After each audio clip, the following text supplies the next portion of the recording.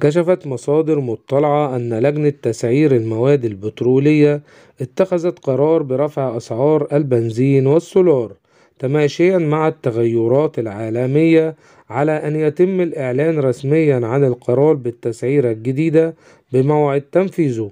وكان الرئيس عبد الفتاح السيسي قد رفض نوفمبر الماضي طلب الحكومة بزيادة سعر السولار مكتفيا بالبنزين، مع توجيهاته بترشيد إنفاق الحكومة من الوقود بنسبة 50%.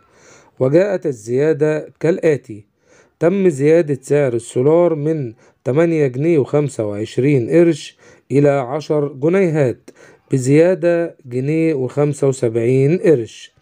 وزيادة سعر لتر البنزين 80 من 10 جنيهات إلى 11 جنيه، بزيادة 1 جنيه.